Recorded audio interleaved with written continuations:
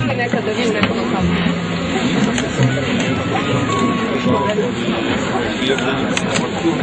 I u Obraževiću i nekim drugima Sabima u Loli, ali moram da priznam da sam osiromašen za takve diskusije. Morat ću moju decu da dovedem sljedeći put ovdje i da ih uputim u neki pogled. Ali to ne znači da nisam učio naše narodne pesme na protiv. Veoma sam učio i zajedno sam kroz detinjstvo i mladost interpretirao, pevao sa svojim prijateljima i mnogi od ovih pesma nas bilje dobro poznati. Hoću ovo da vam kažem, da uputim poruku i mladim ljudima u Srbiji da je folklor, da je naša muzika ključni sadržaj našeg identiteta.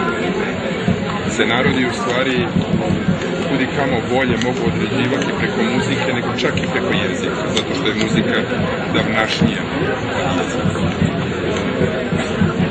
Ovdje razgovarajući sa ljudima koji vode jedan ovakav skup naših folklorista i pevača narodnih pesama, dobijam i neka saznanja koja su vrlo jasno definisana i kroz politiku. Postoje dve osnovne muzičke i folklorne tradicije našeg naroda. Jedna je košarsko-metohijska, druga je dinarska. Taman dokle ljudi sa Kosova i Metohije jesu dosegli kroz seobe i ljudi iz dinarskih krajeva jesu također dosegli kroz seobe, dotle se i proteže naš narod. I oba ta osnovna elementa naše tradicije, Kosovo i Metohije i Dinara, definišu i naše granice i to šta je naša kultura i šta smo mi kao narod. I zato nikada ne smemo da dozvolimo da se na neki način skupljamo unutar postojećih granica. I moramo da budemo svesni toga da naši ljudi jesu i sa Zrmanje, da naši ljudi jesu iz Like, da naši ljudi jesu iz okoline Karlovca, iz Slavonije, iz Bosne, iz Hercegovine, jesu iz Kosova i Metohije, iz Šumadije, iz istočne Srbije, a i do Kumanova dosežu neki dijelovi naše kulture, pa i preko toga.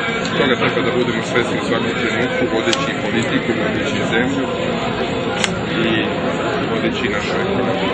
To sam to da kažem mladim ljudima. Poklovite se ove manifestacije. Šta mislite koliko je bitno da država učestvuje više u ovakvim manifestacijama? To suštinski je važno. Dakle, imate dva velika muzička skupa, jedan je Egzit, drugi je Guča i ne radi se samo o Egzitu i Guči, da se radi o ovakvim skupovima koji su presudne važnosti za identitet naroda. Nema ulaska u Evropu bez identiteta, nema smisla ni postojanje bez identiteta. Čuvajući identitet znači čuvati ne samo sećanje, nego i definisati osnovne pravce izgradnje budućnosti. Ne može postojati bez identiteta.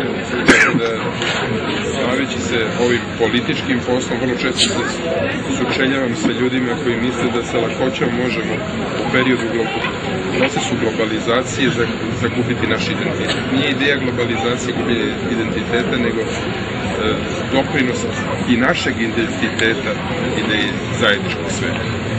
To je i u osnovi politike koju pokušamo da vodi u Evropu sa identitetom i zbog toga država mora u ovim manifestacijama kulture uvek učestvovati i podržavati mlade ljude koji čuvaju taj identitet. Čuvaju naš zvuk, čuvaju naš ritam folkloru, naš korak, kako hoćete. To je jedno nevjerovatno jasno. Pogledajte ovdje, vidjet ćete ne samo svest o vlastitom identitetu i svako od njih je neka vrsta trezora naše kulture, već vidjet ćete jedan izuzetno lep narod, jedan od najlepših u Evropi, dozvolite mi da budem na neki način subjektivan, jedan predivan narod. S druge strane, kroz istoriju mi smo se suočavali sa mnogim nesporazumima, ponekad nismo pronašli najbolje odgovore na iskušenja koje su nas dešavali, ali mislim da imamo potencijal da uprko svim teškoćama isplivamo u mirnijem. Evo još jedno pitanje. Ali mi je važno da ovo preneseš sa sobom. Su to fundamenti politike. Znači nije samo politika oko ekonomije, evropskih integracija i oko partijskih prepucavanja ovo su fundamentu politike, naša kultura, identitet koja se zbiva, koji se čuva unutar ekonomije jedne nacije, ekonomije za koju država treba da obezbedi najbolje moguće uslove i ne treba vlastite granice definisati samo državne granice. Tamo gde se dešava naša kultura, gde se pevaju naše pesme, gde se govori našim jezikom, gde se još uvek doživljava naš identitet kao živući, tamo su naše granice. A onda će lako doći tamo i naše prodavnice i naši proizvodi i onda ćemo zaokružiti na dobar način našu sveukupnu